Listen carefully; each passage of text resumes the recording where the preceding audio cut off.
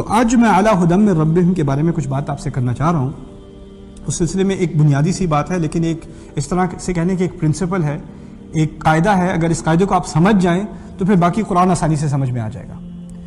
اصل میں قرآن میں کچھ ایسی چیزیں ہیں جن کا آپ سے مطالبہ کیا جا رہا ہے۔ آپ کی شخصیت میں، انسان کی شخصیت میں کچھ چیزیں ایسی ہیں جس کو اپنے اندر ڈالنی ہے، اپنے اندر لانی ہے، جو کہ اللہ تعالیٰ نے اس کی بڑی مختصر سی لسٹ ہے وہ بنا دی ہے قرآن میں، اس کا بار بار ذکر ہوتا ہے۔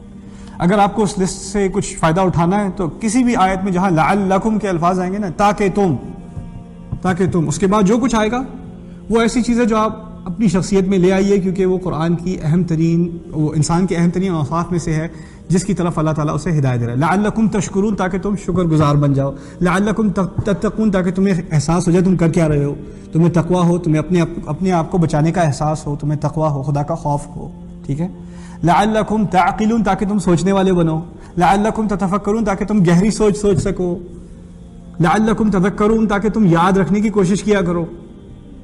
یہ کیا ہے؟ یہ تمام چیزیں ایسی ہیں جو انسان کو اپنی شخصیت میں لانی ہے، اور روزانہ آپ نے اپنے آپ کو ایک تو آپ کو سوچنے کے لیے وقت چاہیے۔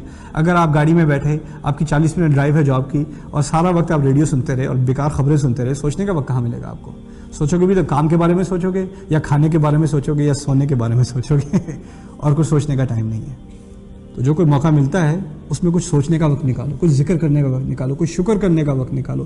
یہ اساس ہے، یہ بنیاد ہے اس دین کی، یہ بنیاد ہے اس دین کی۔ اس بنیاد کو یاد رکھو گے تو مقصد یہ ہے کہ تم ہدایت پر ہو۔ یہ بنیاد بھول جاؤ گے تو پھر کچھ نہیں۔ اسی طرح لعلکم والی آیات، اسی طرح واللہ یحب، اللہ تعالیٰ کیسے کیسے لوگوں سے محبت کرتا ہے۔ واللہ یحب الصابرین، واللہ یحب المتقین، واللہ یحب الصادقین، سچ بولنے والوں سے، صبر کرنے والوں سے، تقویٰ کرنے والوں سے۔ یہ بھی بنیادی چیزیں ہیں جو ہم نے اپنی زندگی میں لانی ہے۔ اسی طرح ان اللہ مع، اللہ تعالیٰ کن لوگوں کے ساتھ ہے؟ ان اللہ مع، جہاں جہاں یہ آیات پاؤ گے وہ کیا ہے؟ وہ بنیاد ہیں دین کی۔ دین کے تمام احکام، دین کی تمام ہدایات ان چیزوں کے بارے میں ہیں۔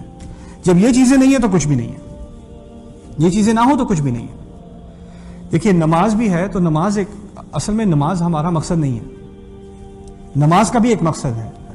اقم الصلاۃ لذکری، نماز قائم کرو تاکہ مجھے یاد رکھ سکو، میری یاد کے لیے نماز قائم کرو۔ تو نماز کا مقصد کیا ہوا؟ اللہ تعالیٰ کا ذکر۔ اگر تم نماز پڑھ رہے ہو لیکن خدا کو یاد نہیں رکھتے، خدا نے جو بات تم سے کہی ہے وہ یاد نہیں رکھتے۔ دیکھو نماز پڑھ رہا ہے انسان، نماز میں کھڑا ہے اور اپنے آپ سے خود کہہ رہا ہے یا ایھا الذین آمنوا ان من ازواجکم واولادکم عدوا لکم فاحذروہم وان تعفوا وتصفحوا وتغفروا فان اللہ غفور رحیم۔ ایمان والوں، تمہاری اولاد میں سے، تمہاری بیویوں میں سے، شوہروں میں سے ایسے بھی ہیں جو تمہارے لیے دشمن ہیں، ان سے بچ کے رہو، فاحذروہم، بچ کے رہو۔ کیا مقصد ہے کہنے کا؟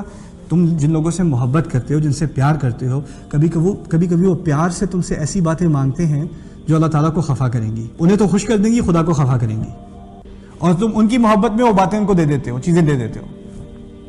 بچہ کہہ رہا ہے مجھے اس کالج میں جانا ہے، ٹھیک ہے آپ سود کا قرضہ لے لیں لیکن میں نے اسی کالج میں جانا ہے۔ اب بچے کی محبت میں آپ نے اس کو کالج میں ڈال دیا، آپ بھی سود میں، وہ بھی سود میں۔ اس کا فائدہ کیا، نقصان کیا آپ نے؟ وہ آپ کا دوست بنا، دشمن بنا۔ جب اس دن کھڑے ہونا ہے ہم نے، یوم یفر المرء من اخیہ و امہ و ابیہ و صاحبتہ و بنیہ، جب انسان اپنے بھائی سے بھاگے گا، بیوی سے بھاگے گا، بچے سے بھاگے گا، ماں سے بھاگے گا، باپ سے بھاگے گا، اس وقت پتہ چلے گا کہ یہ محبت تھی یا دشمنی تھی، ٹھیک ہے نا؟ اس وقت پتہ چلے گا، ابھی نہیں پتہ چلے گا، ابھی تو لگتا ہے پیار میں کر رہے ہیں۔ دیکھو بچے ہیں، ان کی خوشی کا معاملہ ہے، انہیں خوش ہونے دو۔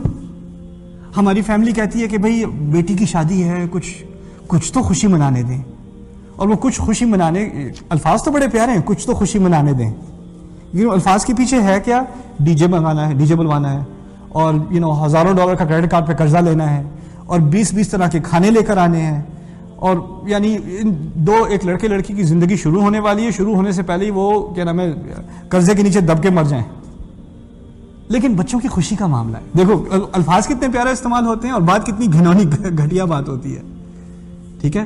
اور سنت ہے نبی کی صلی اللہ علیہ وسلم، مسجد میں نکاح کر دو، سادہ نکاح کرو، سادہ نکاح کرو۔